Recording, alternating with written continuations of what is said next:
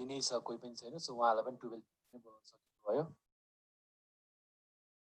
HCI, Human Computer Interaction Institute of Nepal.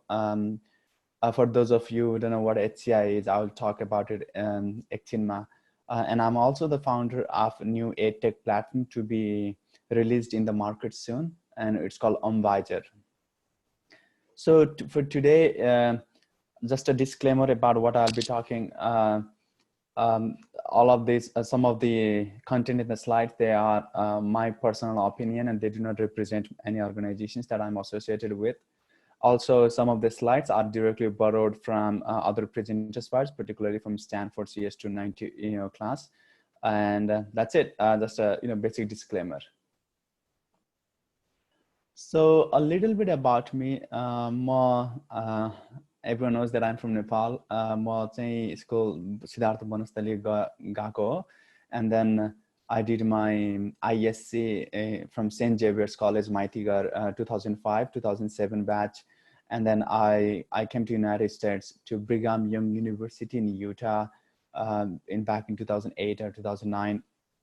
After my 4 years journey at BYU, I got an internship at Microsoft Redmond office, and then that internship converted into a full-time role. I worked there for a few years before I decided to go and join another a large e-commerce company called Overstock.com that's based out of Salt Lake City. So at that point back in 2015, I decided to pursue higher education. So Penn State was a good choice for me in many regards. So I decided to go to Penn State. In one of those summers, मैले चाहिँ स्विजरल्यान्डको EPFL भन्ने युनिभर्सिटीको chilli ल्याबमा human computer interaction and learning science, त्यो ल्याबमा I spent a couple of months working on eye tracking, MOOC videos and things like that. And then I also worked at I got an Australian Endeavour Fellowship to work with University of Technology Sydney, working on text mining of educational data. So educational data mining pretty much. Back in 2017, I was working on some kind of project, and that is also remotely associated with my idea on Omviger. United Nations loved my idea, invited me to Busan, Korea to present it. And I was recognized by the World Bank as among the youth that could make impact through the technology. So that's a little bit a journey about me from Nepal to where I'm today. And today I'm closer to finishing my PhD, hopefully, and I'm applied researcher at IBM Watson Data Science Group here at MIT Kendall Square in Boston. So last year, well, 1.5 years ago, Penn State also recognized me as an outstanding graduate student among 14,500 graduate students across all Penn State, and only one student gets this award every year. So I was fortunate to have received that award as well. That's a little bit about me. I've lived in 4 countries, as you can see. I love traveling a lot. I love listening to indie music, things like that. That's all about me. So today, so a little bit about my past research experience, who I am and what I do in general. I focus primarily on human-computer interaction. For those of you who don't know what HCI is beyond just user interface design and graphic design. I know I've been correcting these facts for a long time in Nepal and abroad. HCI is one of the 9 core areas of computer science. The roots of HCI was in psychology and neuroscience. So whoever does HCI has to have a good mix of psychology, computer science, and the cognitive science. So that's HCI. It's a broad field. So within HCI, in the past few years, I have focused on different research mechanisms. As you can see, I have worked on collaborative argumentation tool, helping students to put their pros and cons on a particular argument, helping them to debate, how to debate. I've also worked on MOOC style videos, Coursera, Udacity, Udemy, students participate गर्दाखेरि how much they learn. Will they learn just by watching the videos, or would they learn with the help of a teacher, right? Learning again measure गर्ने experimentहरु गरेको छु मैले. At the same time, I was also trying to solve one of the biggest problems in Coursera, that a lot of us, we register for the courses in Coursera, but we rarely finish it, right?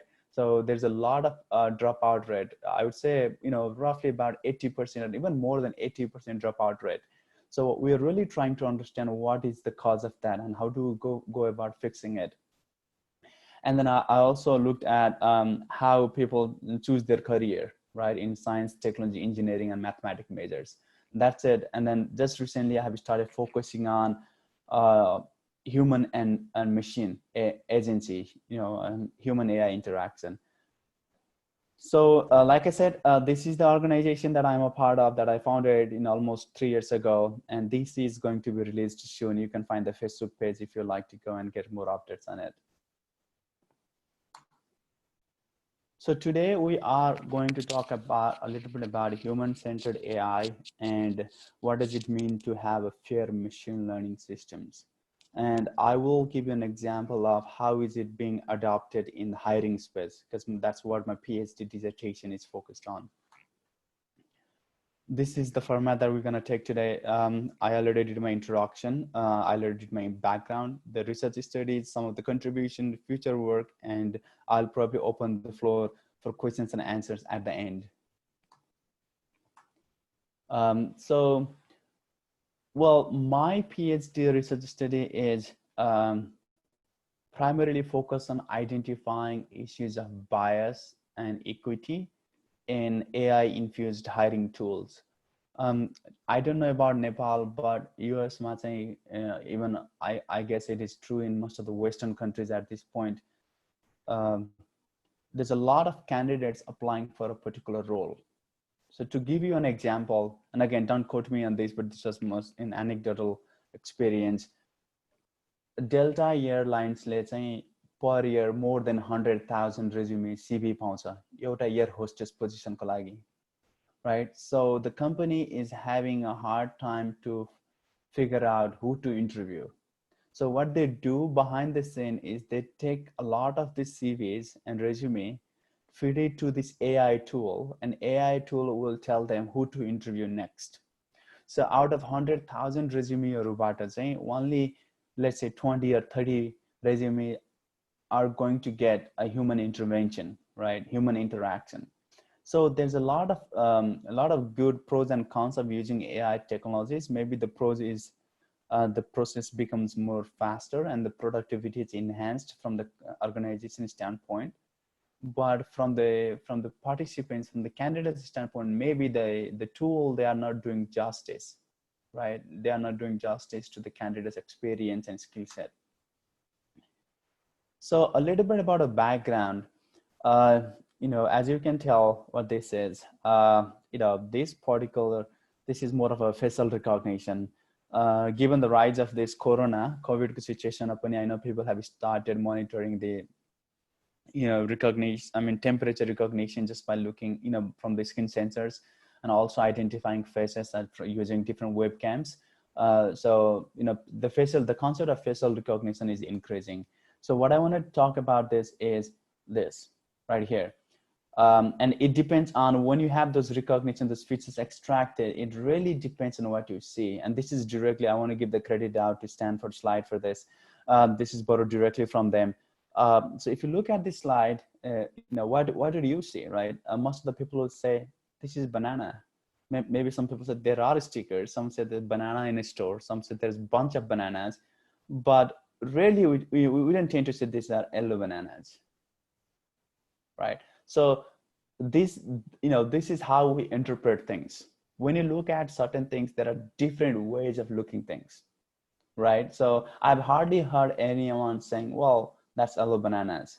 People talk about a sticker, they talk about the group, a dozen of bananas, but then they don't usually say yellow bananas, right? And this, he's a doctor and she's a female doctor, right? So we rarely say she's a doctor as well. We do, but there's a high chances occurring that we ever say her, just a doctor. We say she's a female doctor.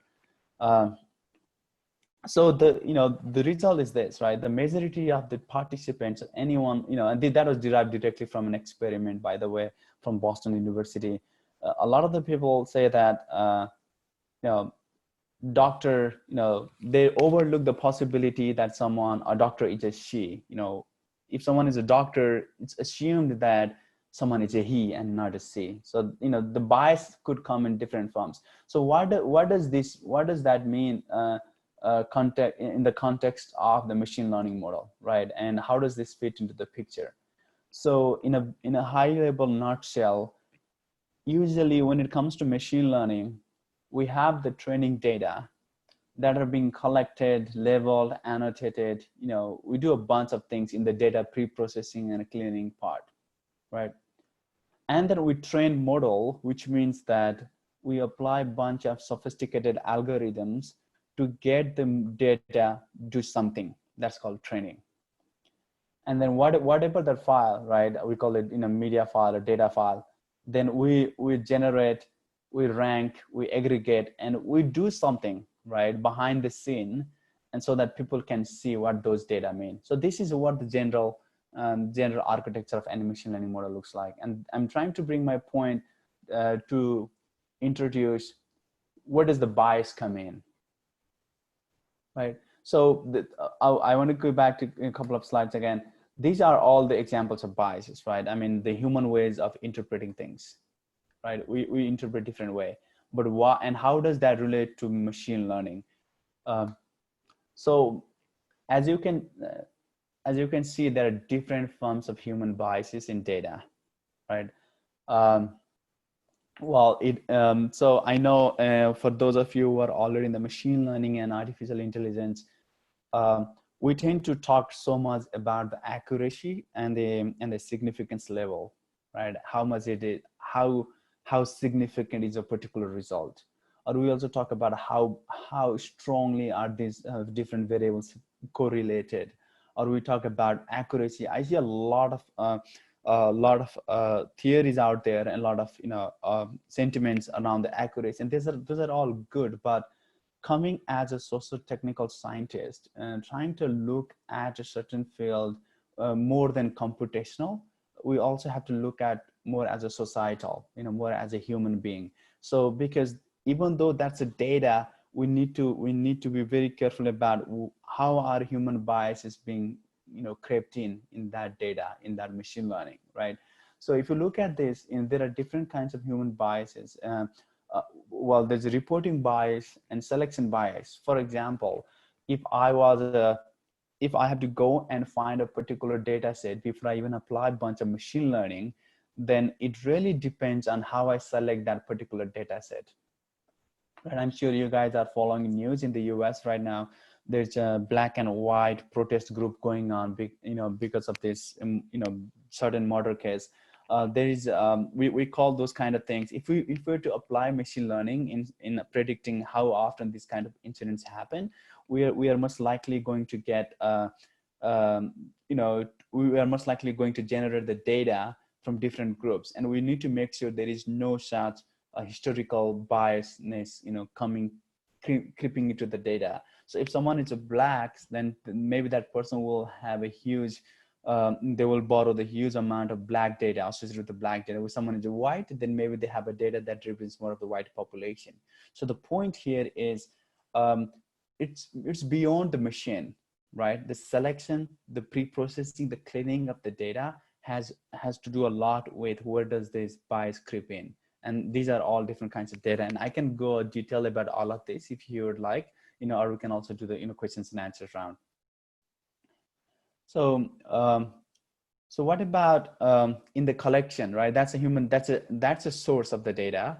And this is now, how do we go about arranging the data? How do we go about collecting, annotating, and labeling the data? Again, it depends on how you want to go and select your sample size. Of course, that's a pretty simpler issues, but we also have to think about how big is the sample size, what's the power of our statistical interpretation, and are there any blind spot, and then are there any confirmation bias associated with the with the data in itself. And again, the way you label the data in itself may have an implication on how the results are going to be shown. So that these are all within the training, data collecting, and the annotating round. So going to that now, I want to go back, go directly to the facial recognition. As I mentioned earlier, uh, we are all into this big AI and machine learning ka dunia, right? Everyone talks about this. Our Twitter and LinkedIn is all flooded with AI and machine learning, big data. Those are all great things to follow. But today I'm talking about there are some cons and some issues that we need to be skeptical about when we talk AI and machine learning. And one of those occurrences is facial recognition. So this one is what I'm going to talk more on today. So video-based recruiting. This is a company out here in the United States, HireVue.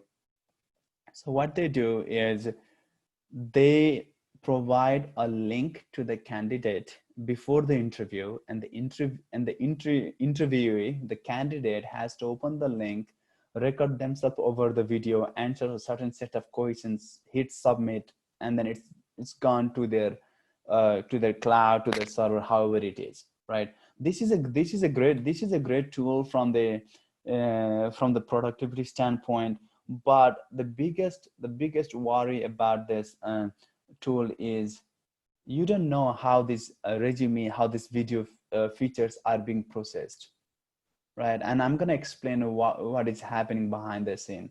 Well, most of this is black box, and we don't know. हामीले data पठाइसकेपछि machine learning ले कसरी काम गर्छ. We don't know about what features are captured. We don't know about what variables are passed through. We don't know what is being controlled.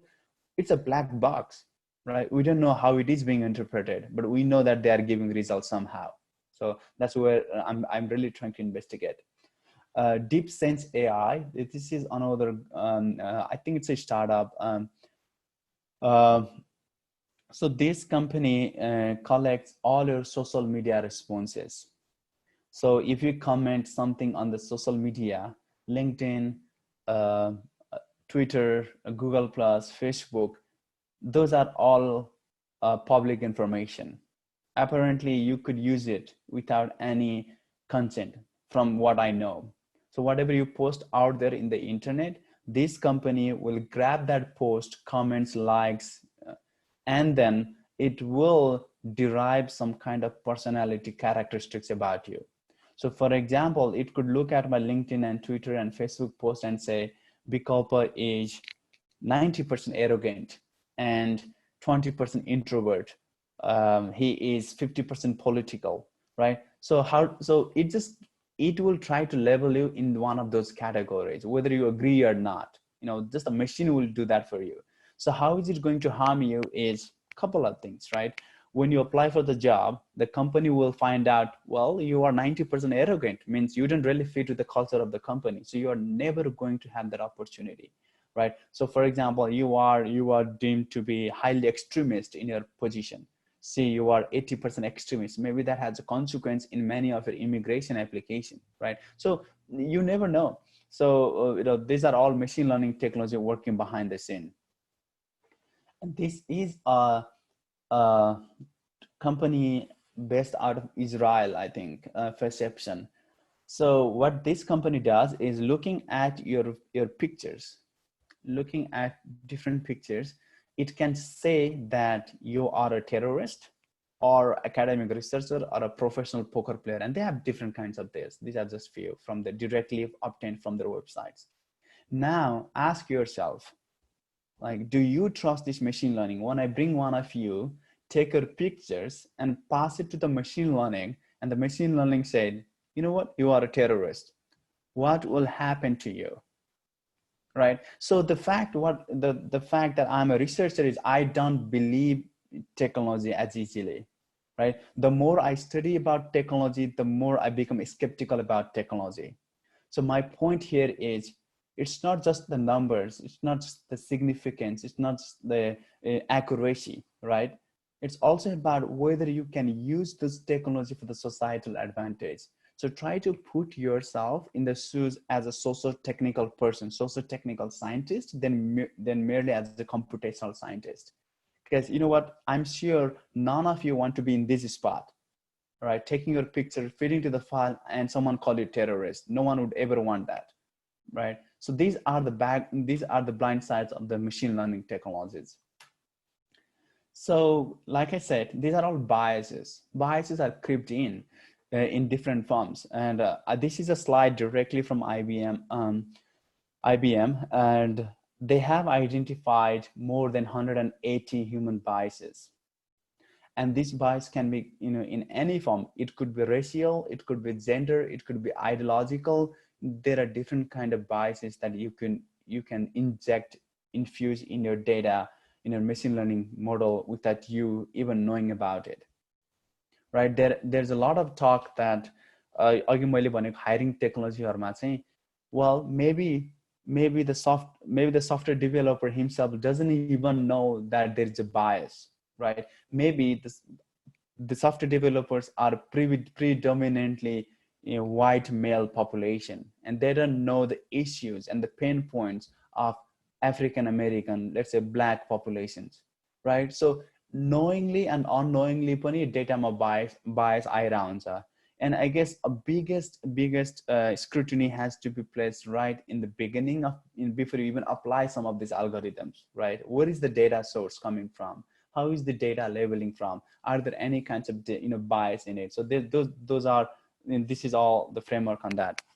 So what do we need to do to fix it? I mean, because I have a degree in human computer interaction, number one, and number two, and I feel like it's needed. I always feel like human is not going to go anytime soon, and I want to make an assumption that it will never go. The purpose of machine learning and AI system is to help to work with humans together, not to replace the human, right? So there was a statement in Twitter that I read a few days ago, and I'm going to ask the audience. So given that there are two airplanes and one has a human pilot, has a fatality rate of 10%, accident हुने chance 10% छ एउटा airplane go, right? Because it's human pilot. And there is a airplane and there's a machine pilot, AI based autopilot छ भने, but the chances that is 8%. The human has a 10% and the auto AI has 8%. Now, how many of you will go and sit in the AI plane and not the human plane? Go ask yourself, right? And when you ask this question, I want you to be very practical and at an unbiased situation, right? So accident, that's 10% and 8%. What about both of them has 10% fatality rate? Which one will you choose? I guess you can talk within yourself, you can think out loud, talk to your friend, but I wanted to bring my point. It's not just about having AI and machine learning technologies. It is also about establishing the accountability. What if something goes wrong? Who will you hold accountable? How do you go and mature the process, right? So there are things beyond just accuracy. There are things about accountability. There are things about transparency, right? So accident भयो कसरी भयो के भयो human छ भने त accountable बनाउन मिल्यो नि, transparent बनाउन मिल्यो नि. With machine, what will you do? You train more data, that's it, right? So that's why we require the concept of human in the loop framework. Humans, I'm not trying to say AI and machine learning is bad. In fact, I do love those technologies, but what I'm suggesting is human needs to be involved in both training and testing stages of using data, building algorithm, and reiterating on a continuous feedback loop. That's what human in the loop framework comes in, right? And this comes in different stages. And why is that, right? Again, so why do we need the human in the loop? Is this slide is, again, I want to give credit out to Stanford. This slide is directly derived from them, because we have an automation bias. If I tell you guys something now, you are less likely to trust me than you go to the Google and find something about it, right? We have a huge tendency to trust a machine result than human statements, right? And we call that main agency. There is a theory. This is Dr. Sam Sundar. He's a professor at Penn State. He came up this theory of machine heuristic, which means that as a human, we assume that machines are unbiased and they are objective, right? So humanहरूले चाहिँ कुनै पनि कुरालाई different तरिकाले हेरिरहेको हुन्छ. In the example of bananas, right? We see the same thing, but we see it 100 different ways. So with humans, it is really hard to reach to a conclusion because we will disagree differently, right?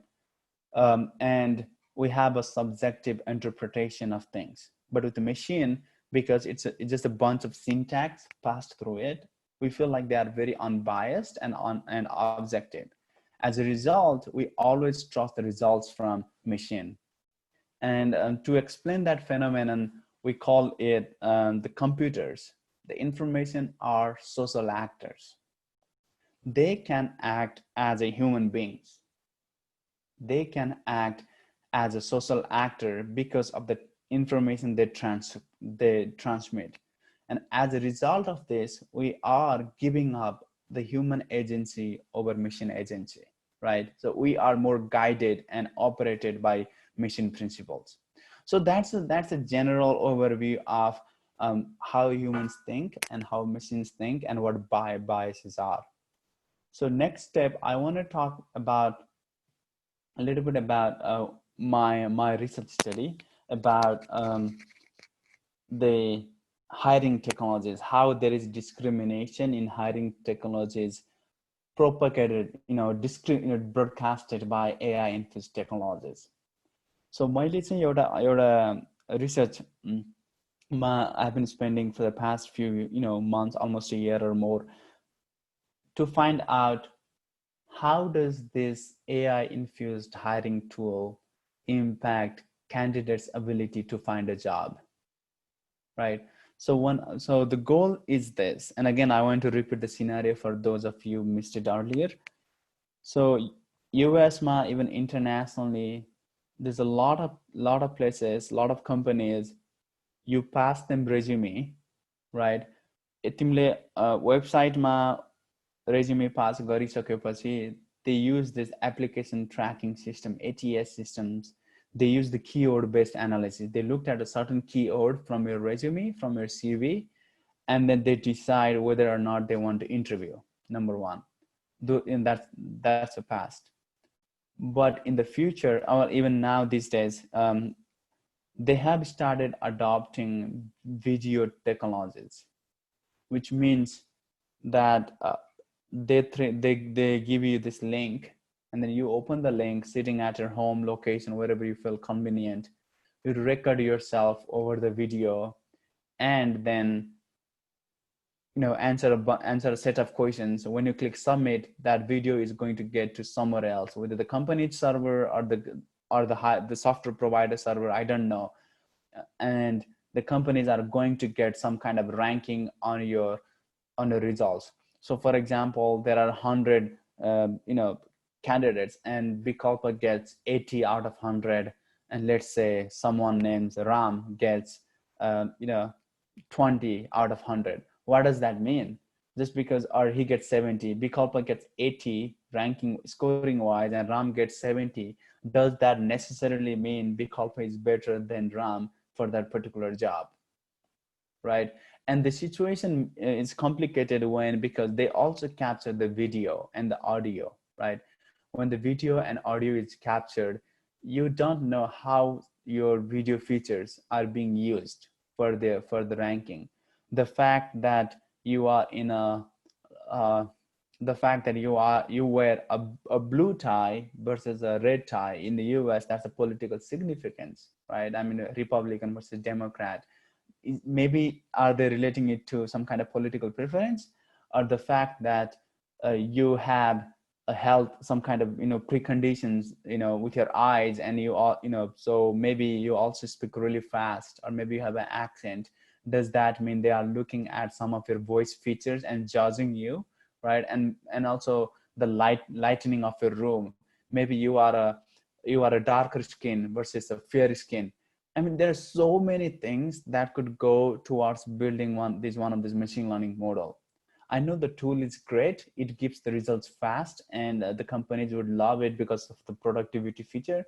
But from the candidate side, you are only believing that machine, and that's a black box. हाम्रो भयोभरको सबै data आफ्नो हाम्रो facial features, हाम्रो video features, हाम्रो audio features, हाम्रो text features from resume, we are all submitting it within one click. And the algorithm does magic behind the scene and tells Bikalpa is number 30 out of 100 and he should not be hired. Right? How equitable is that? Right? And my proposition is not keep Bikalpa hire हुन पर्छ or Bikalpaलाई interview pound पर्छ. My proposition is, can we get access to how those machine learning models are built, right? Or can we understand why is Bikalpa being rejected, or what is Bikalpa's score? 80 आयो नि त्यो score भने के हो? Can we provide granularity on that number, further dimensions, further granularity? That's what I'm really trying to go for in terms of my PhD study. So with that, what I'm planning to do. So let me just go to the other slide. That's as much. So what I'm planning to do is I'm planning to invite about 16 or 20 students and then have them go through the exercise, which means I invite 20 students, ask them to apply for a particular job, and I will tell them it's a mock-up interview because I cannot lie them for the sake of my research. I tell these students, guys, you are applying, you are doing a mock-up interview for a particular role, let's say software programmer or IT analyst. And once they submit their resume, and then I will have them come to the video session. I will record their videos and have them answer a particular questions. And the idea here is to simulate the real हाम्रो लाइफमा भइरहेको कुराहरु अघि मैले कम्पनीमा भने जस्तै I'm trying to simulate the practical environment here. And why? Because I cannot use that technology for my research. There's a lots of terms and conditions and license and agreement. If I use a reverse engineer any of their tools, then I'm going to get sued.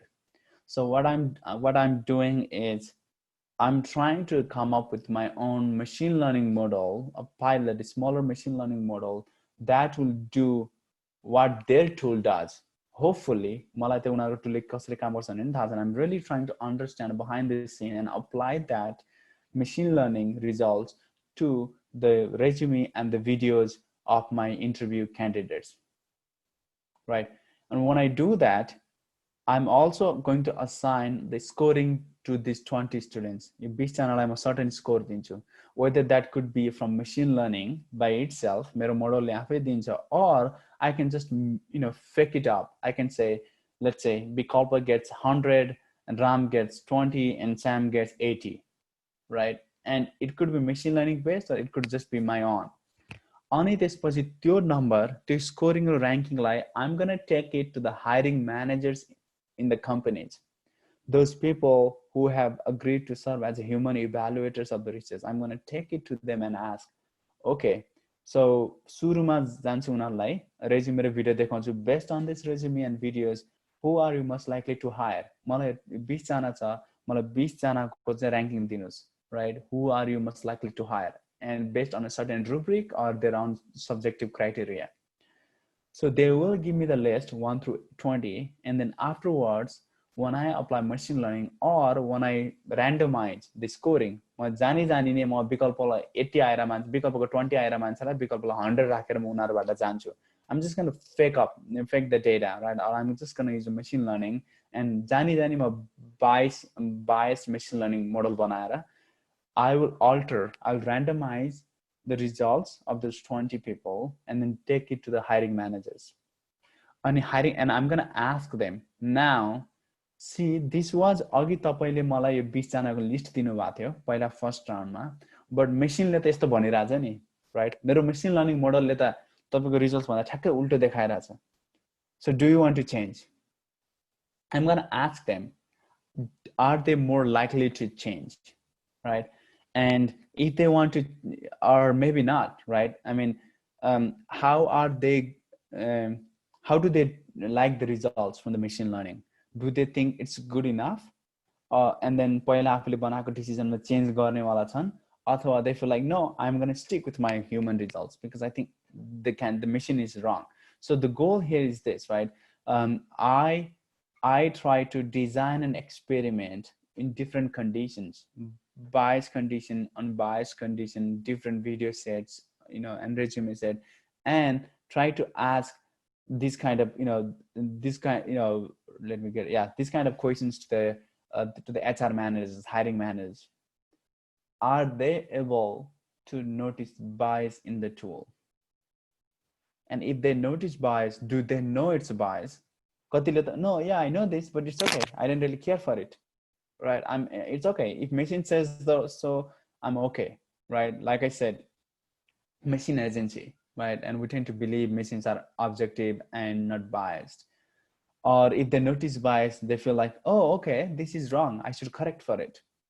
Or they blindly, go for one of these tools. So this is, and the goal of all this research, I'm hoping we contribute something in the current landscape of video-based recruiting. This is relatively a new field, and there's a bunch of research being done in text-based resume system, but in terms of the video-based, because this is fairly new technology, haven't done much. There's a lot of scientific community from social science, psychology, computer science, legal, law.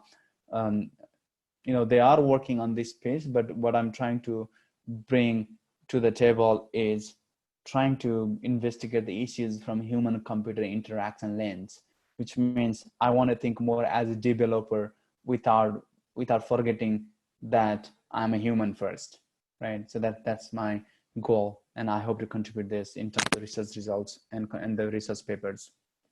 So how does this feel in the context of AI is the whole scene is driven by AI, right? There are issues about trust in machines and your perceptions and your willingness to adopt one of these technologies. And there's a concept of bias and equity. And these are all, funneling through my design framework in HCI. Well, of course, there are some issues with any research. I'm sure you have identified my research is not out of flaw because we work in the research lab. We don't have a huge data set that we have access to, and again, lots of these things, particularly in the hiring, and because of the confidential data involved and personally identifiable information involved, we call it PII.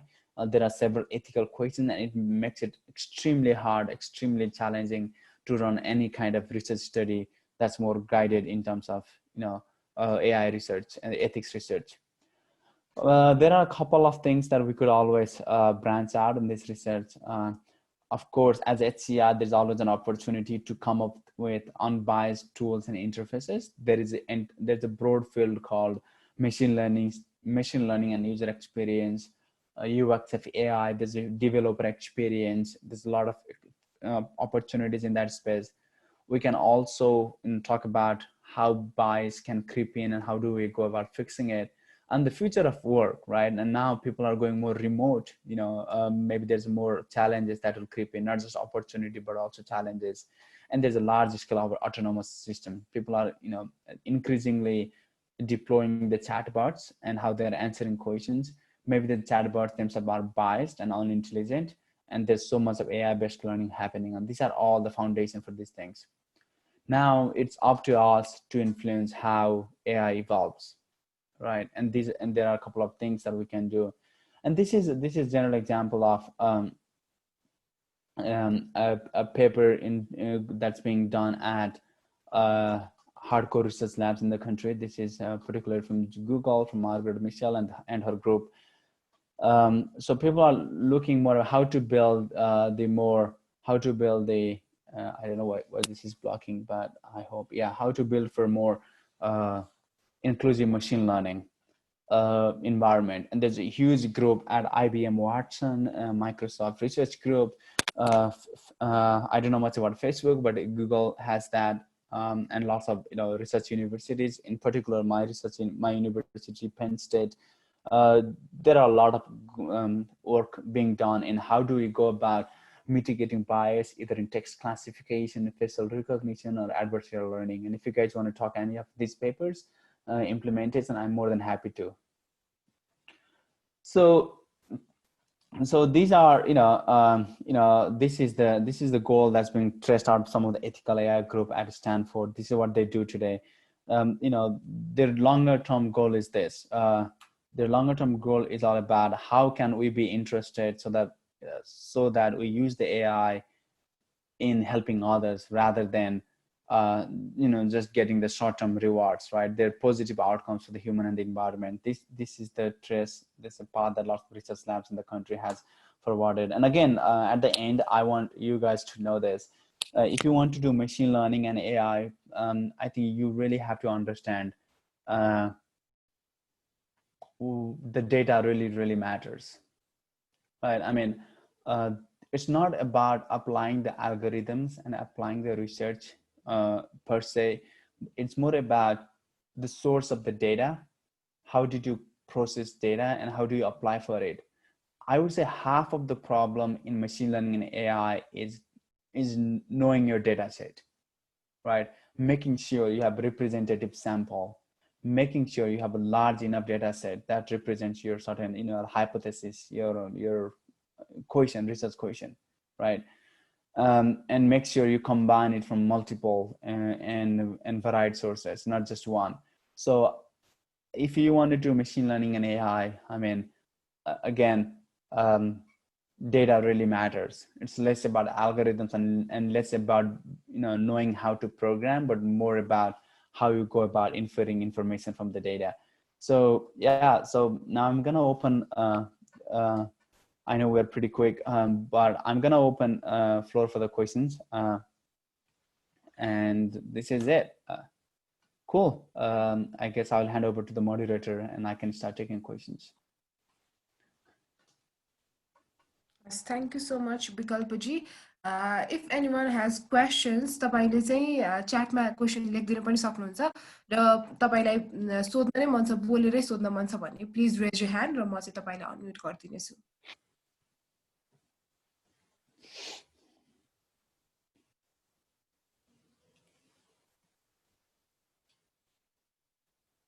Okay, we have a question from Sarizal Sakya. How people are getting data for training model? Cool, and that's a really good question, but also a really broad question. So there are lots of data repo out there, right? The way that you collect multiple data is, well, first, the easier way is to go to one of these data hub, GitHub, and then get free data. I mean, there are organizations, they are working for open source. They have this open source repo and you can go and grab data from them, right? Number one. For example, there is a dataset browser that I'm leading with my collaborator from Cornell and Berkeley and Harvard. We are building a dataset browser where we are hosting datasets that is free for anyone to use, particularly from underprivileged and marginalized community like Nepal, that we don't have money and we don't have resources to pay for the data. So we are building that data, and it is called as a dataset browser. So testo platformहरु पनि धेरै हुन्छ, number one. Number two, I think if you want to play and learn the data, there's a Kaggle, right? They have a huge data sets for you to go and play, fiddle with it. Even the Kaggle provides it. But as a researcher though, I mean, sometimes you tend to use the data set from different organizations and you merge the data set, right? Or sometimes you collect your own data set. So in my case, I had to go and create my own data set, which takes months, if not years, right? To just collect that data set. And there are researchers, qualitative researchers, they take survey, interview, data set, and they put it in a large spreadsheet, and then they try to work on it. So again, to answer your questions, there are platforms, free platforms like Dataset Browser that we are working on. There's the Stanford library. You know, I think there's also one from MIT. I forgot the name. There's a lot of free and open source data repo. There's also Kaggle. They do provide you access to a lot of data, and there's a human collected data, researcher collected data for someone like yourself.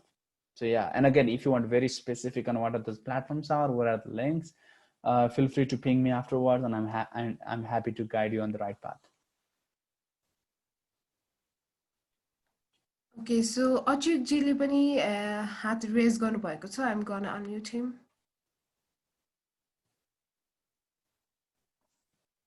Hi, Bikalpa. I do Hi. rightly pointed, like, you know, you can go and collect data from GitHub and other sources.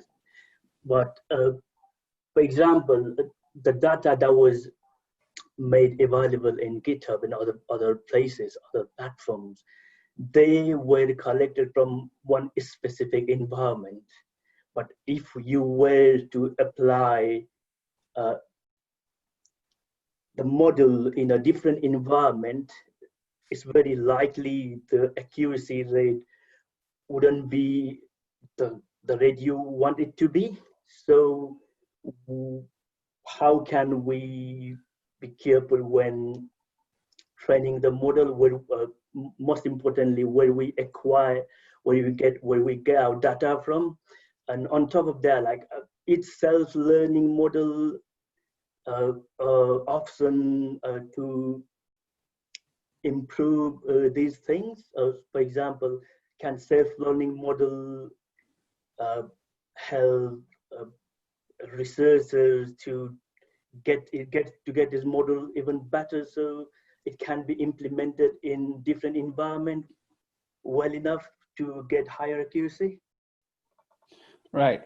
So that's a really good question. I guess you have multiple questions within that question. Well, number one is, how would you trust, or is it even okay to trust data obtained from a GitHub, one source, right? GitHub as a source. The other part is, can it go and further train that data for the enhanced accuracy? I guess that's your question. Correct me if I'm wrong. So I would say, even though, you know, I know people have been contributing a lot to the GitHub, and the GitHub does stand as a one-stop access to the data source, but I'm sure the data that's in the GitHub, they are also being compiled, and they're also being collected and compiled from different sources, right? So I would say this. I mean, and now knowing when GitHub's data can be trusted is another question. I mean, the standard approach that people have used is when they come up with a machine learning model, and they come up with their machine learning classifier. They use this classifier discriminant or confidence score, you know, which suggests that, you know, maybe there exists an alternative way to use the data set, right? There are different metrics, you know, discriminant or confidence score that give that. And also there's a research that was being done. They proposed a new score called the trust score, which means which measures the agreement between the machine learning classifier that you develop and the modified nearest neighbor classifier that you could potentially develop, right? So I would say this is a broad field. I can't answer this specifically, but to answer your questions, yes. Even though the source of the data is GitHub, you'd have to understand that it comes from the multiple sources, right? And that's where I want you to be, you know, really be skeptical or careful about. Number one. Number two, let's say if you use this score, then how do I go about return it? Lots of people use the method of triangulation, which means when you have the data from one source, you also try to collect the data from another source, right? And then make that you know, a part of a trained data and the testing data. So that way, not only you are introducing the diverse source points, but also making your sample large enough, right? So we call it triangulation. And when you build your machine learning model, that's when you kind of reiterate on a model, keep working on it. One of the examples of how you suggested is IBM OpenScale. IBM OpenScale मा चाहिँ के छ भने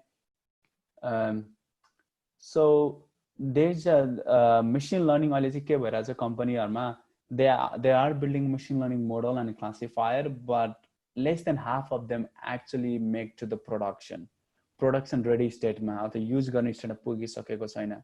So what IBM OpenScale and the similar tools are focusing on is taking machine learning to scale, right? So what does that mean?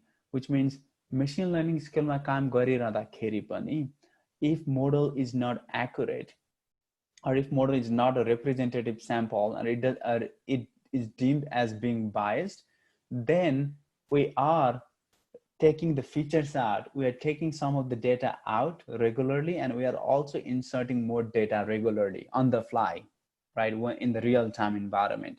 So people have been doing that. There's a lot of paper, and I would suggest you go and find a paper called To Trust or Not to Trust Classifier that talks a lot about GitHub data repository, and also some new metric called Trust Score. And again, I mean, this is a broad field, we can again chat about this. There's an entire literature on this topic. Okay, thank you, Achyutji, for the questions. We have another question from Binita Paudilji. What may be the solutions to prevent bias? Oh, okay. That is the last slide. The last slide that I put in my presentation, I guess that talks a lot about make sure that you know your data well, right? I mean, अब त्यो कसरी भन्न सकिन्न भने अब यही नै गर्नुपर्छ भन्ने कुरा चाहिँ, because like I said, there are more than 180 human bias, and there is a data bias, and there is an input bias, there is a process bias, and there is an output bias, right? So as you can see, I have a hard time answering your question, right? How do we go about fixing a bias? I guess the goal is, in a very high level, right? In a nutshell, if I had to answer this, first of all, choose a representative training data set, right? I mean, you need to make sure your data, your data speaks to the population or the problem segment that you want to focus on. That's the biggest mitigation step that we can take. Number two is maybe you can use the right learning model for the problem. I know there are so many different machine learning models, so many different algorithms, and make sure you apply the right one. And this is a common fallacy out there.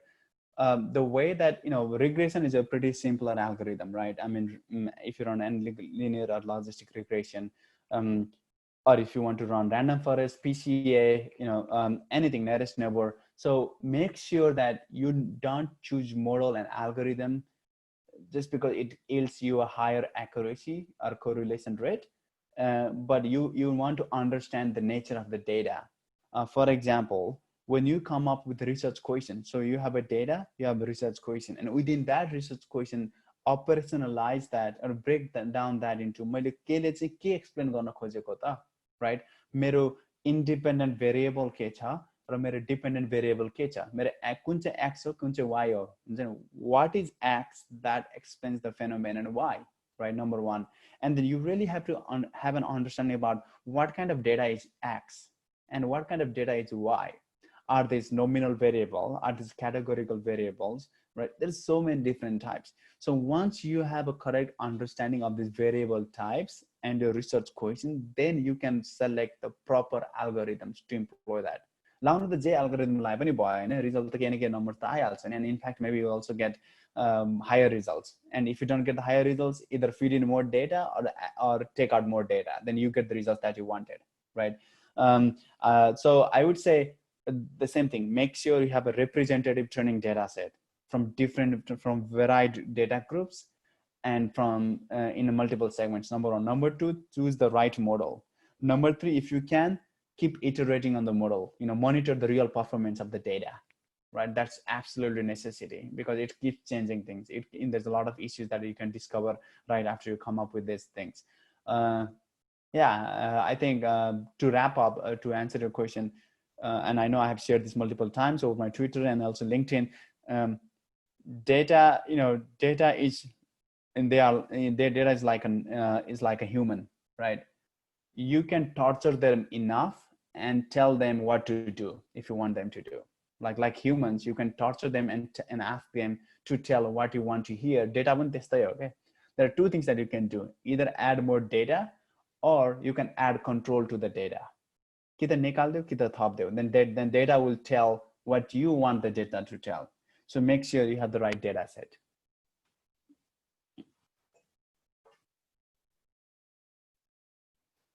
Okay, thank you so much for the question, Binitaji. We have another question from Dixon G. Could you please have a look at it? Okay. Where is it? Is that from Pratik? No, Dixon Chowdhury. Pratik So, yeah.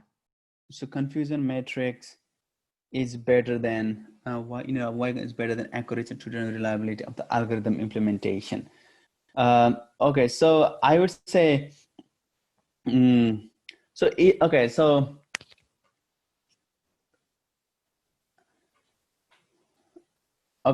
there are multiple ways that you can look about you can look about how you can do the reliability, the test for the reliability. In the common terms, in the social science, people look at how the researchers, they call it inter-rater reliability, right? We look at coefficient called Cronbach alpha. But these days, आजकल चाहिँ के भइरहेछ भने people try to use as a quick reference guide, and the confusion matrix terminology they are being used, looking at the predicted value and the actual value of the data, right? The questions that you asked is, let me look at, is better than accuracy of the output to determine. Well, that's because with the confusion matrix, you are not only looking at a particular significance level, right? In lots of machine learning results, when you run, let's say for example, Weka tool, and I know there's a machine learning tool called Weka. You feed in some data points, and then it gives you the alpha value, right? And if you're looking at the lots of the if you're looking at let's say reliability in terms of the results, they look at whether something is significant or not. But if you look at the human data, they look at the inter-rater reliability. But what you can learn from the machine learning is from the confusion matrix, there are always two possible predictive classes. One, we call this, there is yes or no, and there is also always an actual predictive classes like yes or no. So with that, you can compare and contrast between the pragmatic value of the data and the predicted value of the data. So we call it variations nikalna sakcha, okay? How much is your data away from the real the practical meaning of the data, right? Again, if you want to apply that data in, for example, in hiring cases, right? So there are things like true positives, there are things like true negatives, there are things like false positives, there are things like false negative. So adding all these things in the confusing matrix is going to help you reduce the overall misclassification rate, right? So when you only look at the accuracy, you are, in general, you are combining, for example, x plus y divided by the total is your accuracy percentage, or something looking at the significance level. But when you look at this classification matrix, then you are immediately classifying things into multiple different classes. And as a result of this, you know that what a true positive rate is, what a true negative rate is, true false positive is, true false negative is. So and ultimately this is the precision high pounds, okay? So then you can calculate about the error rate, so things like that. So confusion matrix by itself is not a metric. It will help you come up with a different metrics. Precision rate, null error rate, variance rate, false positive, false negatives. So, and different kinds of graphs, different kinds of scoring like G score, F score, test score. So things like that. So just to answer your question, different classes, right? Different classes, and so and you can categorize issues in different classes rather than just looking at a single identifier, and that's accuracy.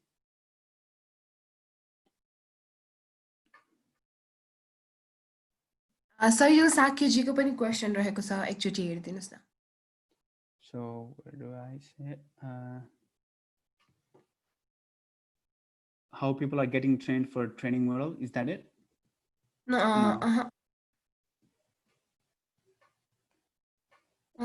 This is it, right? About handling null values in datasets. Some says apply mean to fill null column, and some say use median. What's your opinion for this?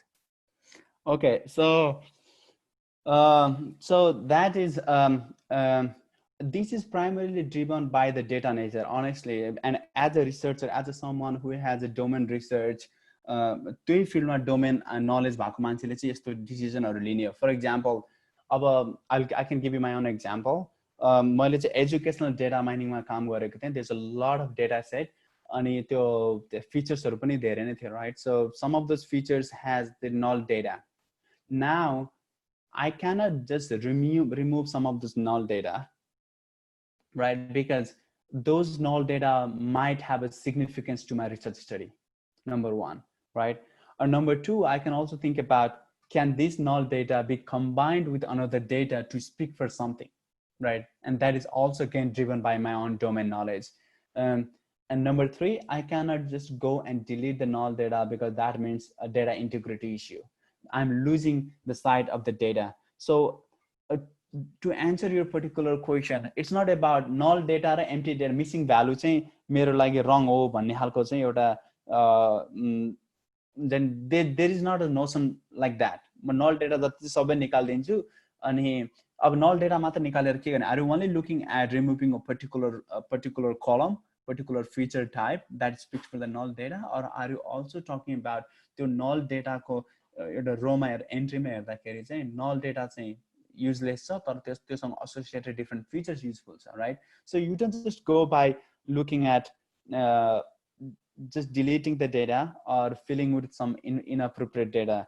And the reason is because you don't want to cause a loss of information, right?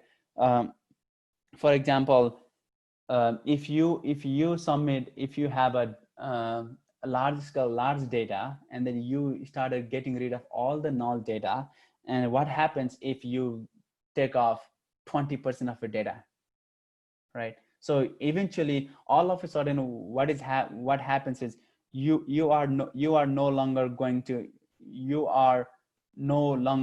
have a data that is representative sample of your problem set, number one, right?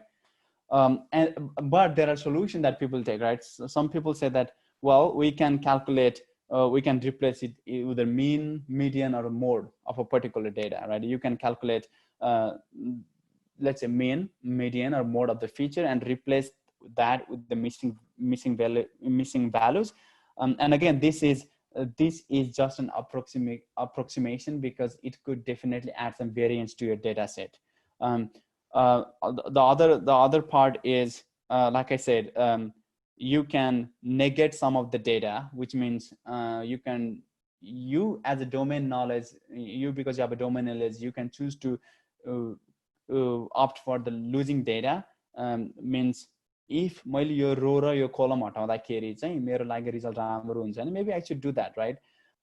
So I think there are so many ways that you can do it. Or also, there is a method called leaking the data while training, which means you can have any statistical approach define what that data value can be and submit it. For example, मान्छेहरूले चाहिँ के गर्छ भने transform गर्छ के डेटाहरू, मिन median mode लिन्छ, अनि त्यसलाई नै रिप्लेस गर्छ, अथवा मिन मिडियन मोड लिएर त्यसको अब different transformation, for example logarithmic transformation गर्छ होला, अब कतिले चाहिँ अब e to the x गर्छ, अथवा इन्भर्स गर्छ, डिपेन्डिङ अब the research अनुसार, and then they replace to it. The another part people do is they replace it with the neighboring values, right? They make an approximation and they try to replace with the neighboring values. Again, it has a pros and cons. This only works if the data is linear, right? but what is the data? It's exponential. What is the data? It's logarithmic. Again, I honestly don't have answer. There are so many ways. You can take either a statistical approach or a domain knowledge approach and go with it.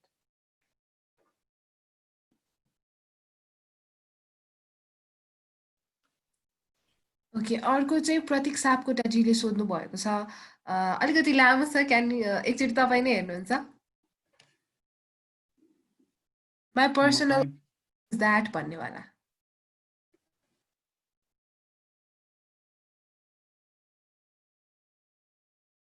Okay, my personal opinion is that machine learning should capture how data are present in their original form. Right. If you try to annotate the data to prevent bias, that might cause to reverse bias. And I got this feeling, well, I want to know opinions. Sorry, I have a hard time understanding this. So he wants to understand what I think about this, I guess, right? My personal machine learning capture how data are present in this. If you try to annotate the data, okay, so I guess, so he question saying, data the original format छ भने चाहिँ maybe, so going back to my point or everyone's point, we will try to use the data in its original form, but when you try to annotate the data, maybe we are introducing even more human bias, and that could cause reverse engineering, right? Bias I think that's what he's talking about. I think that's a really good ways of thinking. So there is again, so there is a concept called annotator bias, which means when we talk about in any natural language understanding, right? Natural language understanding data set, for any, let's say, named entity relationship recognition humanly certain ways annotated there might be some kind of biases, but I guess the idea is every annotator has their own habit to label the data, and they will bring their own habitual bias to the data set, right? And as a result, this annotator bias can influence the model performance, right? That is true. And अब त्यसलाई चाहिँ कुन फर्ममा गर्ने, कसरी चाहिँ training गर्ने भन्ने खालको कुरा हो, right? For example, maybe the way that we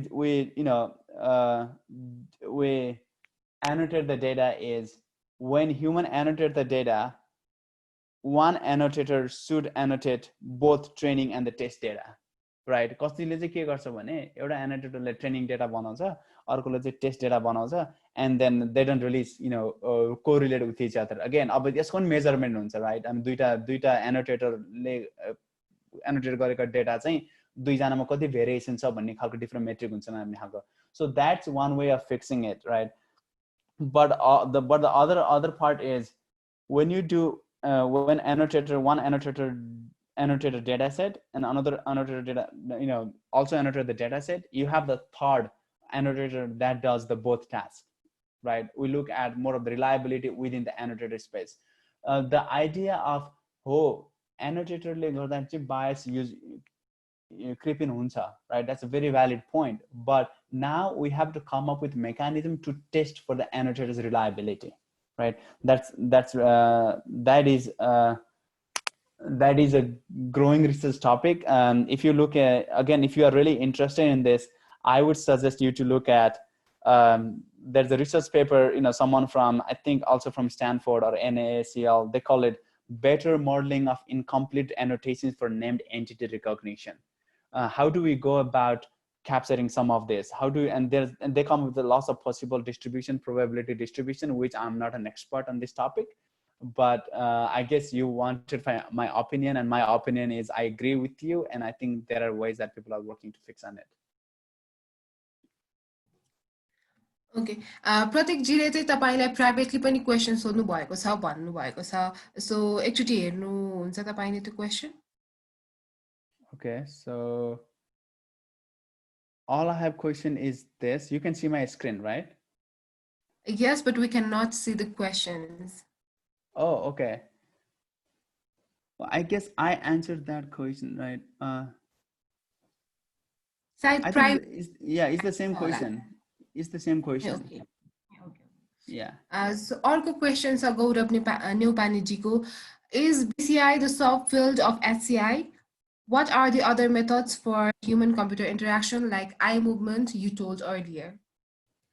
Okay, so BCI, brain-computer interface, right?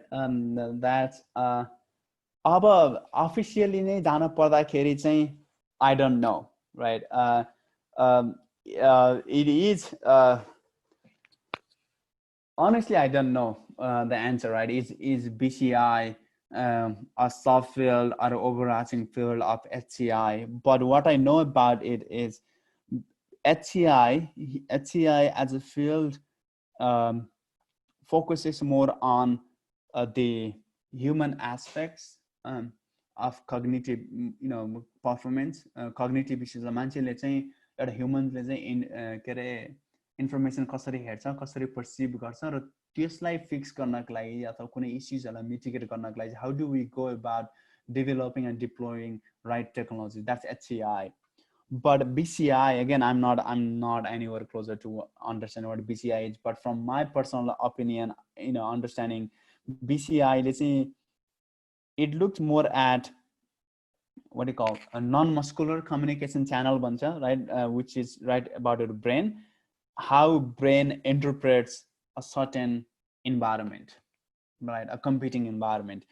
Manche about there I think from a high level they are related, but ठ्याक्कै यही नै भन्न चाहिँ मलाई थाहा नै भएन हैन. But because I don't know, I think I'm just gonna stop answer to that particular one.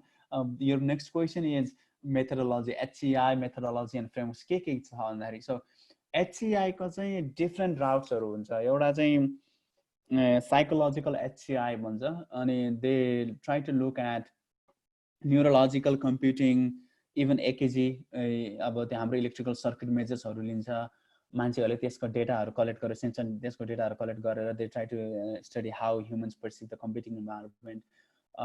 There is eye tracking, looking at how your eye gazes move and what does that imply in terms of your certain human performances.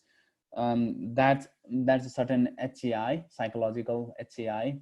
There's also more about social HCI, where people talk things about gathering the social data, and that could be as simple as talking to people, getting interview data and labeling the data, collecting survey responses, also doing called longitudinal data, looking at the data for the large period of time.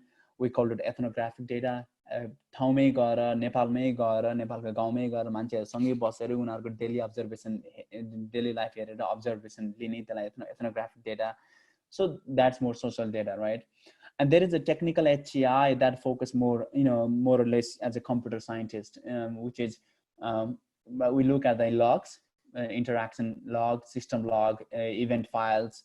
It's a computer science, right? So the way that how you collect data in computer science from external and internal system resources, that's a different methodology. So HCI is a broad field. I know that you might be thinking this is a very generic answer, and because it is right. If you look at pretty much all departments, HCI as a field, कति स्कुलहरुमा चाहिँ computer science department छ, कति स्कुलहरुमा information signs department छ, कति स्कुलहरुमा social science department. It does not matter. They all focus on the different flavors of HCI, right? So as a result, because of the field is highly pragmatic and highly interdisciplinary, you can employ any methodology. In my particular case, as you can see, my results, PhD dissertation, I use more computational approaches, and I also looked at the interview qualitative data. So I use the both, hence I label myself as a mixed method researcher. Yep, so that's HCI.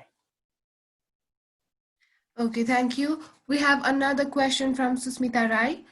For those who want to work on project where data is not available online, how do you suggest to make own data and get reasonable accuracy? for those who wants to work on a project where data is not available online. So I guess, where are you getting the data from? That's a question, right? I mean, where data is not available. अब भन्नुको अर्थ चाहिँ data online छैन, that means you are generating your own data, right? I mean, that's a challenging task, to be honest. अब कुनै पनि अब, are you doing this data just for data analysis, some basic minor data science, or are you really trying to come up with your machine learning model? Because अब मोडलै बनाउने हो भने त you need to have a really good amount of data set, right? I mean, you can have a file that's with 200 rows or 300 rows, and then त्यसलाई पनि for training data raw test data मा split गर्न पर्यो, and then you अब त्यो नै data size चाहिँ ठुलो नभइदिनाले र proper training data नभएकोले accuracy मा त impact पर्ने नै हुन्छ, right? So again, how do you suggest to make on data? So I would say this is really hard. I mean, this is even harder than just getting the right machine learning algorithms to work on. The way that I have been focusing on my own research is I try to combine data from different data sources. एउटा public data source बाट data source लिइराको हुन्छु, अर्को चाहिँ आफ्नै data collect गरिराको हुन्छु, अनि with all that I try to merge the data, find, look at, see if I can have additional sources of data representing different backgrounds that I'm concerned about. Again, it's hard. I don't know. I mean, I don't know. I mean, how do I suggest to make my own data? I mean, you can look at different data sources, GitHub file, Kaggle file, and then just combine them and then work on it on, I don't know. I mean, it really depends on their field. मेरो फिल्डमा अर्कै हुन्छ हैन, so I'm really going to the human and collecting the data. If you're just trying to learn with it, just combine a bunch of public data, open source data, and then see what you can get through it. Honestly, I know this is not a good answer because I don't have a good answer to this. Any data set राम्रो छ भने त it's all the appropriate choice of technologies and algorithms, and then you can always compute your accuracy. Okay. What is the trade-off between bias and variance? So again, that's a trade-off between the bias and variance, right? That's okay. So there is a thing called bias माने आफ्नै variation हुन्छ. If you look at data bias, then that's a different thing. But if you look at the input bias, that's a different thing. But in general, for those of you who do, just to give an idea to audience, variance ले चाहिँ के measure गर्छ भने how spreaded are you from a particular value, right? So for example, if there's a model with high variance, that means it pays, that particularly signifies we are paying a lot of attention to the training data, and that data could not be generalizable, right? So such तिनीहरुबाट चाहिँ high variance भएको मोडलमा चाहिँ they have a very high performance on the training data, but they do not have as high performance on the test data. मतलब testing data मा चाहिँ error rate एकदमै बढी हुन्छ, right? That's variation. How far are you deviating from a particular value? Whereas bias, again, it comes down to definition. तिमीले bias कसरी define गर्यो भन्ने कुरा, right? So in a computational term मा चाहिँ bias भनेको चाहिँ it's a difference between the prediction value, average prediction value of your model and the correct value that you are anticipating with. That's just the bias, right? Mathematically, there's a lot of formulas that can go and help with it, but the trade-off चाहिँ कस्तो छ भने there's a concept of underfitting and overfitting, right? For example, truth एउटा हुन्छ अनि truth भन्दा एकदमै highly generalizable result आइदिन्छ कहिले, right? So we call it we call it high variance and low bias, things like that. So अब यसको चाहिँ trade-off चाहिँ I think the trade-off is that अघि मैले भने जस्तै हाम्रो मोडल चाहिँ एकदमै सिम्पल छ अनि एकदमै थोरै मात्र प्यारामिटर्सहरु छ भने चाहिँ यसमा चाहिँ एकदमै हाई बायस हुन्छ and as a result we have a low variance किनकि प्यारामिटर चाहिँ एकदमै थोरै छ अनि त्यो हुने बित्तिकै के हुन्छ भने low parameters meaning in high level high overarching सेन्समा भन्न पर्दाखेरि चाहिँ we have a smaller data set which means we are really trying to compute for the accuracy जहाँ चाहिँ भेरिएसन केही पनि छैन right so as a result low variance हुन्छ लो भेरिएसन हुने बित्तिकै भेरिएन्स हुने बित्तिकै we have a high bias but now रिभर्सलाई हेरौँ होइन रिभर्समा चाहिँ कस्तो हुन्छ भने if the model has a large number of fields large number of parameters then अब त्यसमा चाहिँ के हुन्छ भने यति धेरै डेटा भइसकेको कारणले गर्दाखेरि चाहिँ हाम्रो भेरिएसन त अफकोर्स युज हुने नै भयो right and then as a result of the high variance we have the low bias so the idea the trade-off that I suggest is you as a data scientist as a machine learning expert have to find the right balance without underfitting or overfitting any data right I think that's it and that's a trade-off that you have to make as a data science right अब algorithm complex हुन सक्छ नहुन सक्छ त्यो छुट्टै कुरा हो हैन and you can look at the total error अब total error कसरी घटाउने अब total area error for those of you who are already in the machine learning there is actually a mathematical definition of what the total error is that has total error भनेको चाहिँ is bias plus variation plus there is some kind of irreducible error right things like that so I would say just pay attention to whether you are underfitting and overfitting the data and then see if you can reduce some of those by either lowering data or hiring the amount of the representative data.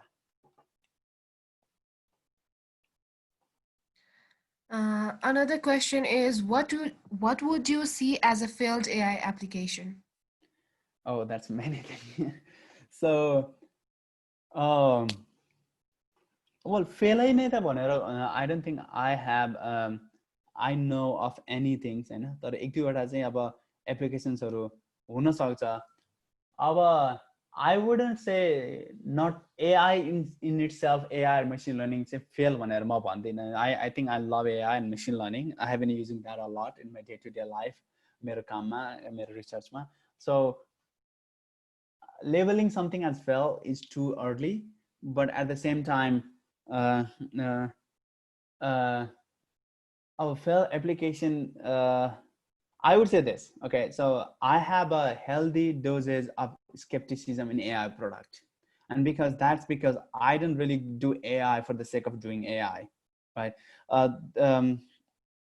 अब कति प्रोजेक्ट्सहरु fail हुन्छ कति प्रोजेक्ट्सहरु राम्रो हुन्छ honestly I have no idea the slide मा मैले लेखेको थिएँ perception I'm not a big fan of that right so एउटा चाहिँ त्यो भइहाल्यो के रे फेस अनुहार हेरेर कसैलाई टेररिस्ट भनिदिने कसैलाई रिसर्चर भनिदिने कसैलाई हाई पर्फर्मर भनिदिने आई थिंक फेसियल रिकग्निसनमा चाहिँ एकदमै बिगेस्ट जानि ब्याकल्यास आइरहेको छ because they are not good भन्ने हालको राइट नम्बर 1 अर्को चाहिँ Amazonले in the last few years I think they have already improved on it उनीहरुले चाहिँ Amazonको एउटा रिकग्निसन सफ्टवेयर थियो हैन उनीहरुले चाहिँ प्याकेजहरु शिप गर्दाखेरि certain zip code certain postal code अनुसार प्याकेजहरु शिप गर्ने रहेछ कि उनीहरुको सप्लाई चेन लजिस्टिक फिक्स गर्ने रहेछ कसैलाई चाँडै पुर्याउने कसैलाई नपुर्याउने अथवा त्यस्तो खालको सो अननोइङली उनीहरुको एल्गोरिदमले चाहिँ यो black neighbourhood historically black community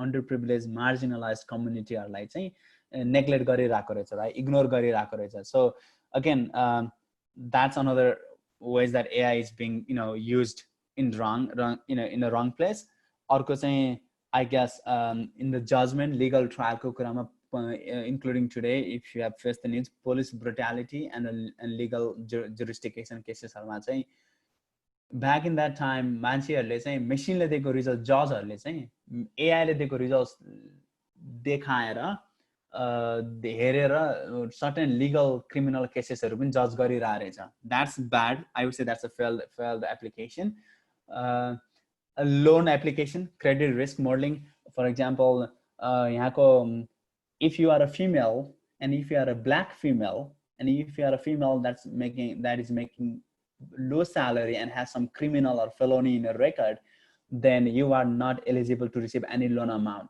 credit risk modeling right there are some machine learning model going on with it So त्यहाँ पनि how much is correct or how much is not correct. So in a nutshell, AI application ko failure चाहिँ I'm highly skeptic about in general using facial recognition. I don't trust these technologies as easily, number one. And in particularly when sensitive information about personal identifiable information and health information, I'm very skeptical about these situations.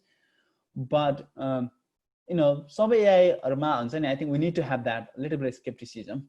अब फेलाइ नै भनेर चाहिँ म कुनै पनि भन्दैन होला, but कुनैमा higher degree of skepticism छ, कुनैमा थोरै छ, but that's it. Okay, so हाम्रो निर्धारित समय चाहिँ सकिसकेको छ, but we still have 3 more questions. Questions अब हामी लिने कि के गर्ने होला? Right, I can take 1 or 2 questions and then yeah. Yeah, okay. So another question is, what do you say for those who want to make career in HCI here in Nepal? Okay, so well, first of all, you have to know what the basics of HCI is, right? I have been pushing this mindset in Nepal that HCI doesn't want even UI design. If someone comes to me thinking HCI UI design, I don't think I will work well with that person because I'm not an expert with that. You know, so you might have a better expert back in Nepal. Know what HCI is, basics, and there are lots of Google sources that you can do it. And if in fact HCI Nepal le pani time ma Facebook page bata rakine rako huncha, I know misconception of HCI, things like that. We have a team that does it. So if you want to be a part of HCI now in Nepal, I would encourage you to go and find about what HCI is, right? And how big the field is, number one. And if you have a cursory understanding of the field, then you might want to send a message to HCI Nepal and then see, and then find out if there are projects that you can be a part of, number one, right? Just to get some research experience.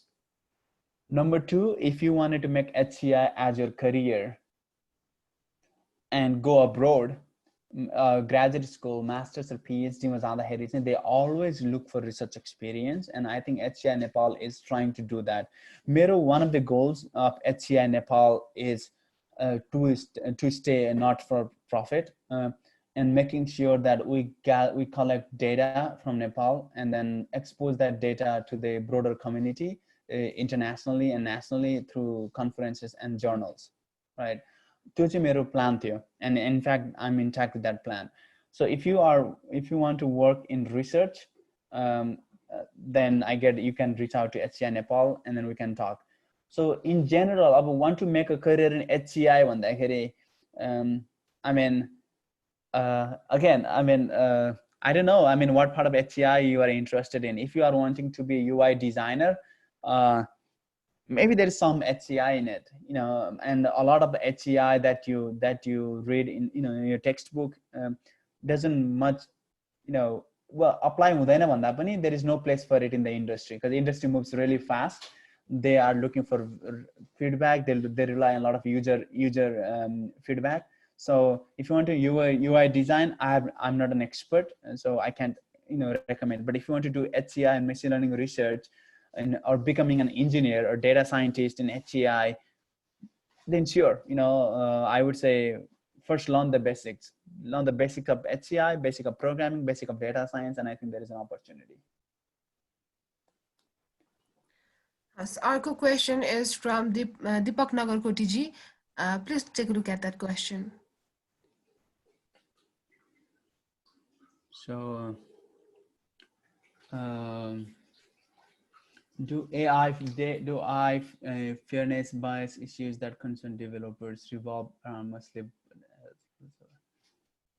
It's all, you know, the answer to that question is, well, let me repeat the question to everyone else, sorry. So Deepak asked this question: do AI fairness bias issues that concern developers revolve around mostly data sets or algorithms, models, or both?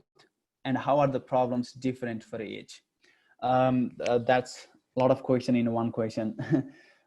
So I guess this goes down. This goes back to the one of the slides that I showed earlier. Biasहरू कता कताबाट आउँछ, right? So again, in a very high level, you could have a bias in the human bias, right? Confirmation bias हुन्छ, human historical bias हुन्छ, आफ्नो एउटा background को bias हुन्छ, and these all contribute to the developers. And I know you guys can still see my slides, so let me go back to the slides about the human biases. Right, so I guess let me show you this. Right, this one. This is what you were talking about, right? So, so even within the human bias, these are all the developer bias, right?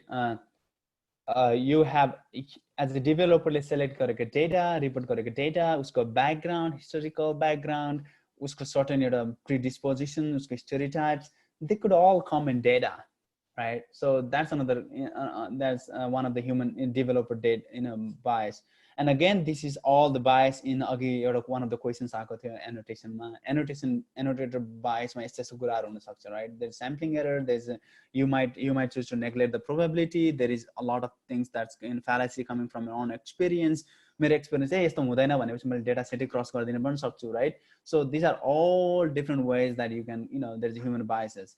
Outside of that, though, I mean, there is a thing called what I call there is process data about how do you go about cleaning the data. I know one of the questions that we had is null data like ke garne, right? Missing data like ke garne. Well, you could delete it, you could keep it, you could put the take the mean median mode, you could get the nearest approximation, you can do anything about it. I mean, there are solutions for any problem. Just making sure that you select and apply the right solution to the right problem is another ways of finding out data. But I think whoever asked this question, algorithm or model is such a bias, of course, because the model, the algorithm, or the model is you come up with by yourself, and algorithm is you apply. For example, if you're applying random forest to to do a bunch of things, then maybe the random forest approach in itself is a good idea, but the data set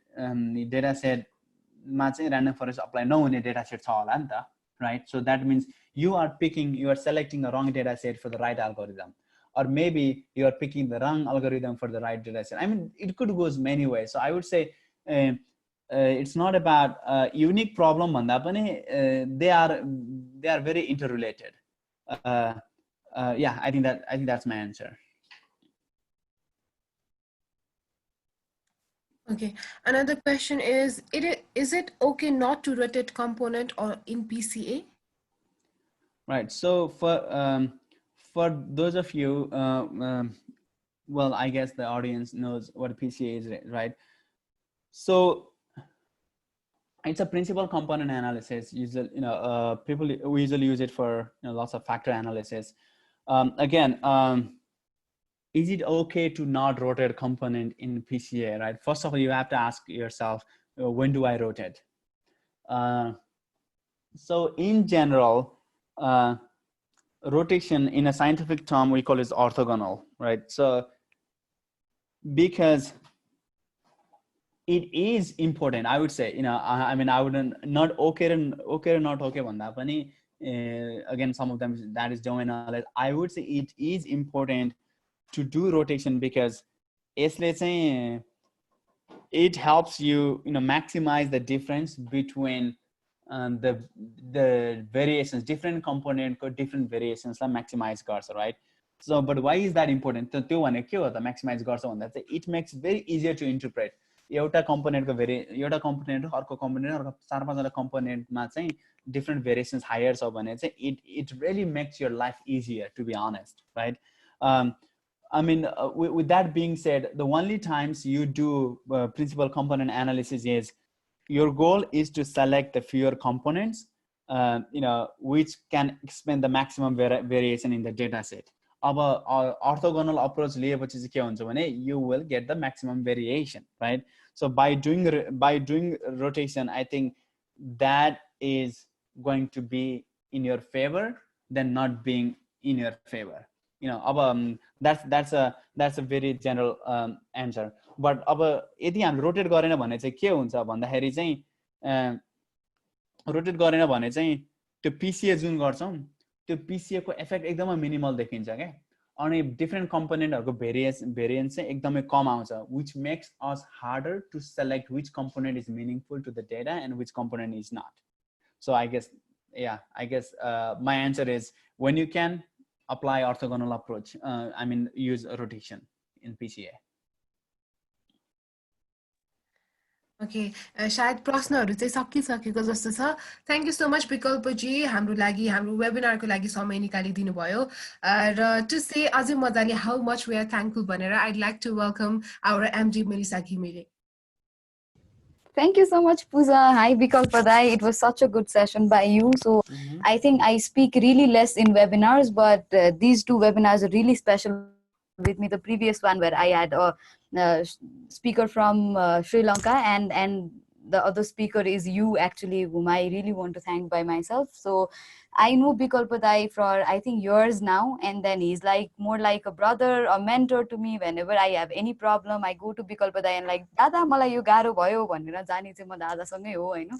So he has been guiding me through a lot of things. I take his suggestions, and he has been there whenever I need things to share with and everything. So thank you so much for accepting the invitation and coming. I know how busy you are, and then taking time out for everything. That's really grateful by Girls in Tech as well. So thank you so much, Bikalpa Dai, for coming here, sharing your experience, and we would love to have you in any other sessions if possible in the future. So yes, that's what I wanted to say. Thank you so much. Awesome. Yeah, no, thank you, Melissa. Well, this is good opportunity. I mean, I know that there were lots of questions. Some were really technical, some were not. But again, my answers were directed at a general audience. For those of you who wants to have a greater and deeper understanding of your question, and please shoot me an email and I can help you in any regards that I can. Again, I mean, my response time may be low, but I will try to get to each of you.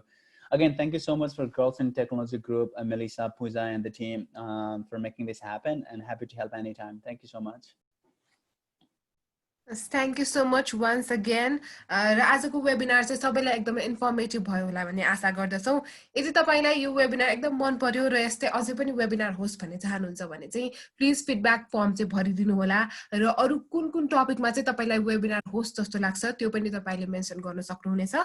End another is विकल्पले निकै help गर्नुहुन्छ स्टुडेन्ट्सहरुलाई. सो केही question छ भने you can shoot him an email or connect तपाई चाहिँ लिंक्डइनमा पनि connected हुन सक्नुहुन्छ विकल्प जीसँग. And thank you so much. र अझै पनि एकदम थ्याङ्कफुल हुनुहुन्छ भने चाहिँ हाम्रो गर्ल्स इन टेक नेपालको पेज रिभ्यू गरिदिनु होला. Thank you so much for attending. तपाईको अरु क्वेशन छैन भने चाहिँ please kindly you can drop. Awesome. Thank you so much, guys. Have a good weekend. Thank you so much.